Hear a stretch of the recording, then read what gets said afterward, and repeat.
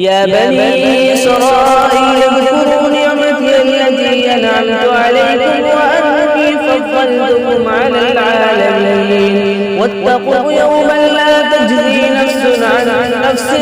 شيئا ولا يقبل منها شفاعة ولا يؤخذ منها عدل ولا هم ينصرون وإذ نجيناكم من آل فرعون يسومونكم سوء العذاب يذبحون أبناءكم ويستحيون نساءكم وفي ذلكم بلاء من ربكم عظيم وإذ فرقنا بكم البحر فأنجيناكم وأغرقنا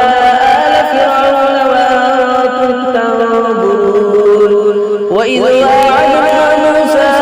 40 ليلة ثم اتخذتم العجل من بعده وأنتم ظالمون ثم عفونا عنكم من بعد ذلك لعلكم تشكرون وإذ آتينا موسى الكتاب والفرقان لعلكم تهتدون وإذ قال موسى لقومه يا قوم إنكم ظلمتم أنفسكم باتخاذكم العجل فتوبوا إلى بارئكم فاقتلوا أنفسكم ذلكم خير لكم عند بارئكم فتاب عليكم إنه هو التواب الرحيم وإذ قلتم يا موسى لن نؤمن لك حتى نرى الله جهرة فأخذتكم الصاعقة وأنتم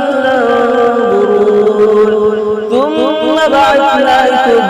من بعد موتكم لعلكم تشكرون وظللنا عليكم الغمام وأنزلنا عليكم المن والسلوى كلوا من طيبات ما رزقناكم وما ظلمونا ولكن كانوا أنفسهم يظلمون وإذ قلنا ادخلوا هذه القرية فادخلوا منها حيث شئتم رغدا وادخلوا الباب سجدا وقولوا حطة نغفر لكم خطاياكم وسنزيد المحسنين فبدل الذين ظلموا قولا غير الذي قيل لهم